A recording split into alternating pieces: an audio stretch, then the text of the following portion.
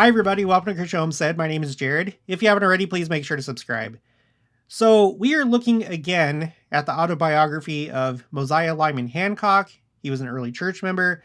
I've already done a couple videos about a couple of really interesting things that he said in his autobiography. I have this quote that I've added to my quotes A through Z spreadsheet under foreordination, doctrine of election. And then on my spreadsheet called quotes, false and unverified prophecies and visions, I have what he reports to be a prophecy of Joseph Smith that was very specific about the Saints coming to Utah. And he talked about the Republican and Democratic parties and a lot of other very specific things. I haven't heard anybody else verify this. And I'm joining it with these other visions and prophecies that have either been declared to be false, like these first three, or these ones right here, which are pretty big if they're true, pretty dramatic, but there's nobody else to verify that these are true prophecies. So I'm not saying that these last three are false, but I haven't heard anybody repeat them, give any validation to them. And when I say validation, I mean like a general authority saying yes, quoting from the vision or the prophecy and saying that it is a valid vision or prophecy. So, but I'm taking note of it. So that's my most recent one here. So we have these two things. And just really quick for anyone that missed those other videos, I want to read from his Wikipedia page. He was an early member of the Church of Jesus Christ of Latter-day Saints and was the son of Levi Ward Hancock and Clarissa Reed Hancock. By the way, Levi W. Hancock was one of the first presidents of the 70. Okay, so this is the son of a general authority. It doesn't mean that what he says is true, but I give it a little bit more credibility. Continuing, Mosiah is known for his vision of the pre-earth life and of his first-hand account of a prophecy of Joseph Smith. So we've already talked about this prophecy, and I wasn't sure about this vision of the pre-earth life because this that I have right here under foreordination, doctrine of election, it touches on the theme of the pre-earth life. So I didn't know if it was this, but it may be what I'm about to read to you. I haven't read it all the way through yet, so this is going to be my raw reaction, but I think I found what this is referring to. Vision of the pre-earth life. Okay, continuing. As a young boy, Mosiah had close associations with Joseph Smith and kept accounts of him in his journal. Later on, although not accepted as official LDS church doctrine, it has been a primary resource for some writers. And I guess in this case, for me. But like I said, take this with a grain of salt. So I read enough to know that this is either a vision or a dream. I have a separate spreadsheet for that where I'm trying to collect as many as I can from general authorities or people that general authorities know. I'm putting them on a timeline. And this is going to be my third one for the 1850s. I'm tallying up these experiences that I collect by decade. Okay, so it seems that this occurred in 1855 based on his age that he mentions in the autobiography. This was during the presidency of Brigham Young. If we go down to the bottom of this spreadsheet, this is the grand total and the tally of all these visions and visitations by decade. So 3 for the 1850s. Oops, I'm missing one right here. So I already have 2 on there, and then this is going to become 3. So this one will be the 90th that I have on my spreadsheet. 90 accounts of dreams and of life experiences, near-death experiences, visions, or visitations. Where you have somebody from the other side of the veil that visits. Okay, so let me go over here to the PDF, and it starts right here. I shall now return to Payson. If you guys aren't familiar with what Payson is, if you're outside of Utah, it's a city in Utah, Payson, Utah. There's a temple there. About the time I was 1 in 20 years of age. I know not whether to call it a dream or a vision. Some have classed it a dream. I do not expect to give it in full, for to me, it is sacred, beyond expression, especially some things I have no power to describe in words or to express in writing. That must have been pretty exciting. Methought, I love that phrase. Methought, methinks. Methought I was taken away somewhere to, oh, such a glorious realm. I saw he whom at that time we reverently spoke of as the great eternal, capitalized. I saw the females at his right side. I have no idea of their number. I saw the Savior, and calling me by name, he said, Mosiah, I have brought you here that you may know how it was before you went to yonder earth. Oh, yeah, here you go. So this is the premortal life vision that's mentioned in the Wikipedia article. Here it is. This is it. Thinks I, what earth? For it seemed to me that I had no knowledge of an earth. He said, as it is written in the beginning, God created man, male and female created he them. And know you that no man is man without female, and that in the Lord. And no female is female without the male, and that in the Lord. I shall not attempt to tell how they were formed. Suffice it to say they were created in pairs, the male and his female. Oh, that's interesting. Again, this is not doctrine. It's plausible. This could be true. But that would be really interesting if... It seems like what he's saying here is that our spirits are created together with your male or female counterpart. I don't know if that means that's your eternal companion, because we have other quotes. We have many quotes on my quotes A through Z spreadsheet that talk about the fact that there's no such thing as soulmates. But maybe there's some kind of process by which that's how it goes. Maybe you have like a twin. You know, if you're a woman, maybe you have a man that's a twin of yours. I don't know. But it's not doctrine. Okay, continuing. As they came up to the throne of the great eternal, the mothers seemed to name the females.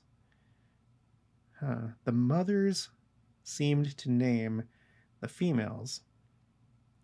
Maybe that's in reference to Heavenly Mother or Heavenly Mothers, plural. We don't know. Continuing. And oh, the respect they seemed to entertain for each other as they marched forth. The right elbow of the female seemed to touch the left elbow of the male. I should judge the males generally to be about 6 feet 2 inches in height. Oh, wow. And the females, some 3 or 4 inches less. Their forms seemed as perfect as a newborn infant, with no interference. They marched forth, clothed in robes of a light color, tied in the front. They were instructed in everything that could be imagined, the finest oratory, and everything of literary turn, including astronomy, trigonometry, surveying, and the use of most delicate machinery. The females were taught to weave, to knit, to sew, and to work in everything in their departments. Oh, the music of those spheres. I seem inadequate to touch upon the least of those accomplishments of the heavenly characters.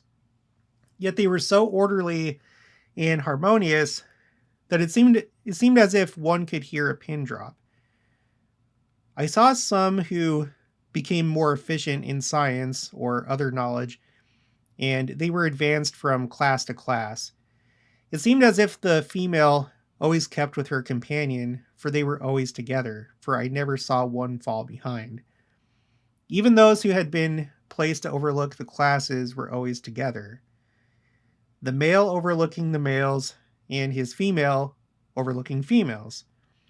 I even had a companion with me that needed no prompting.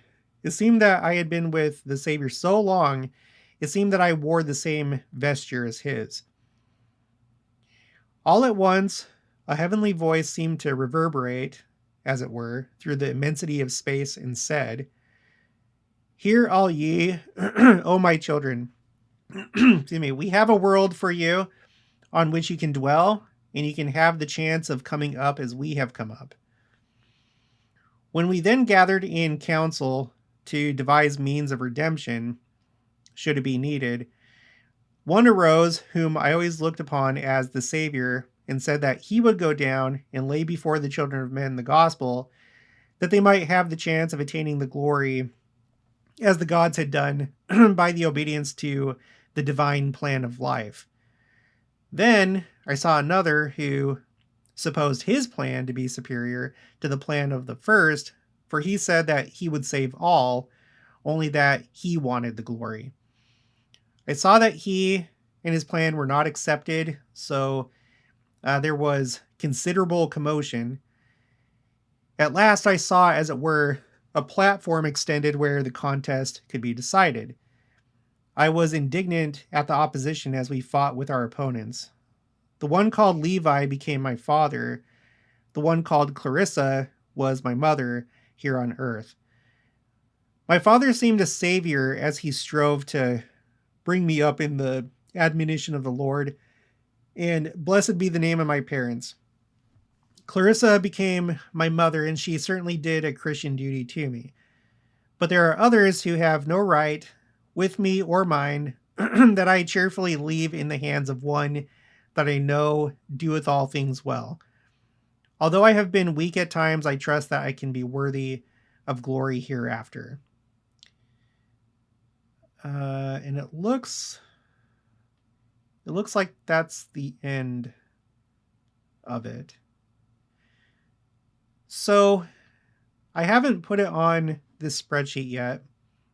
It's getting a little late tonight, but I wanted to record this video.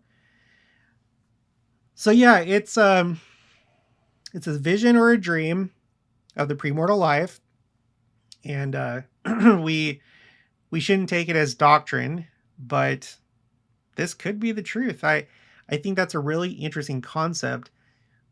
Male and female. It seems like he's saying individual males and females being created in pairs.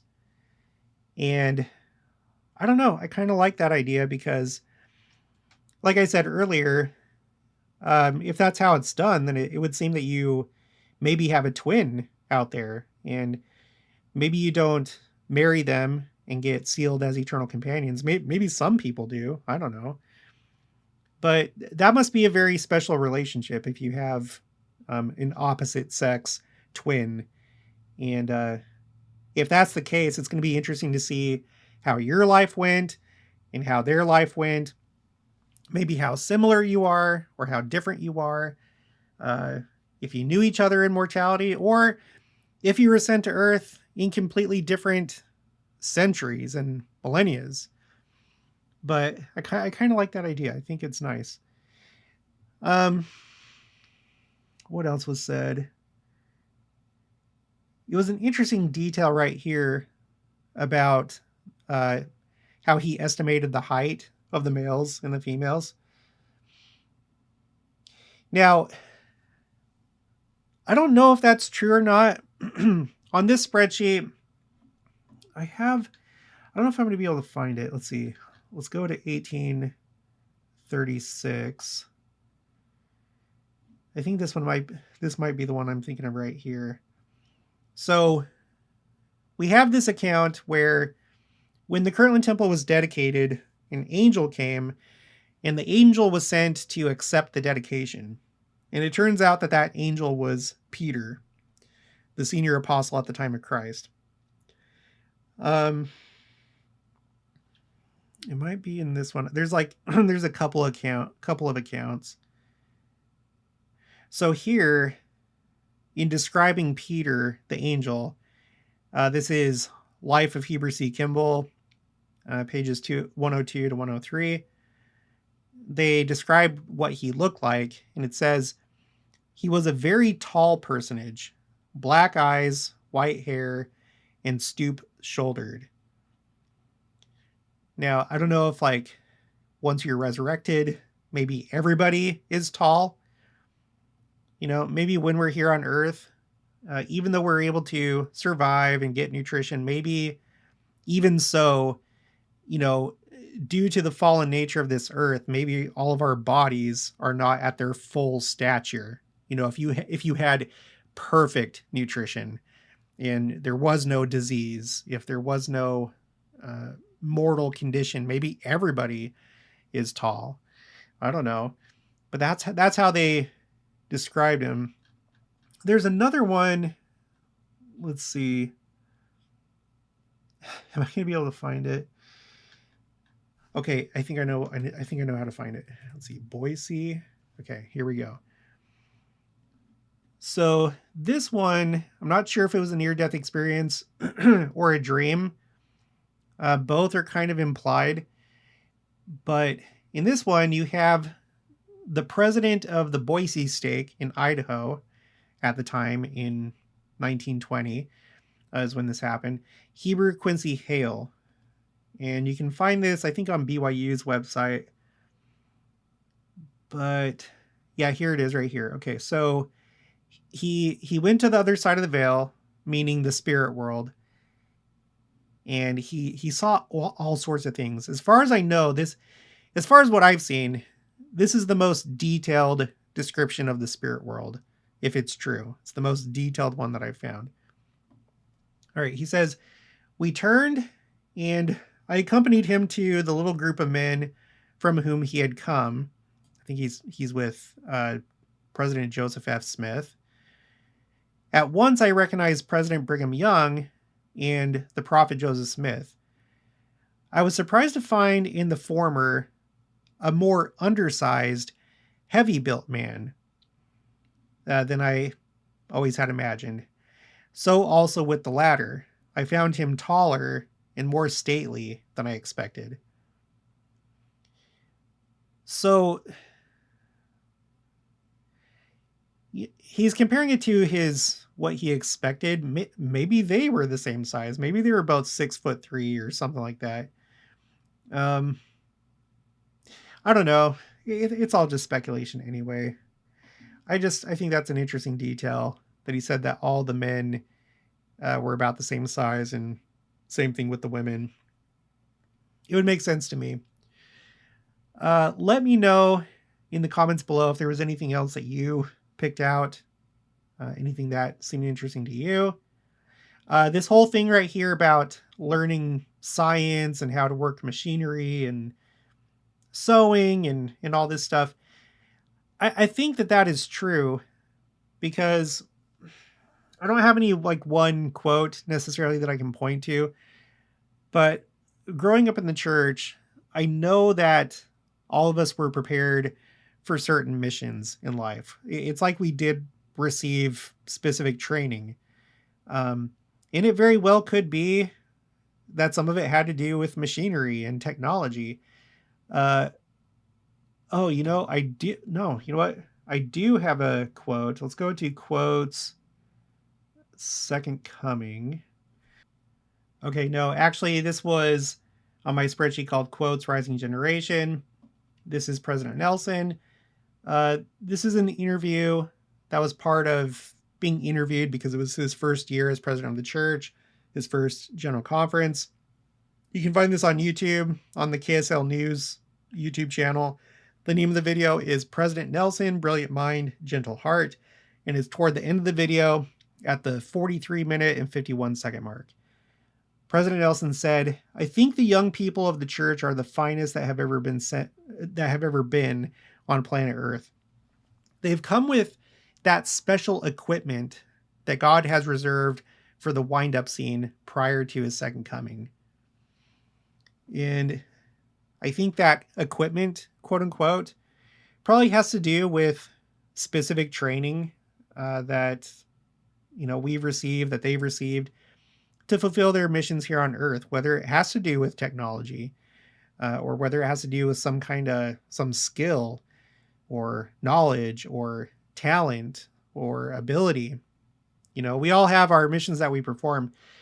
A while ago, we were talking about Donnie and Marie Osmond. I wouldn't be surprised if they had talent or were given talent or were trained in music in the premortal life so that they could accomplish that mission here when they came here. So anyway, interesting stuff. Okay, well, that's going to be it for this one. If you haven't already, please make sure to subscribe, like this video if you liked it, leave your thoughts and opinions down in the comments below. Also make sure to share it, and I'll talk to you guys later.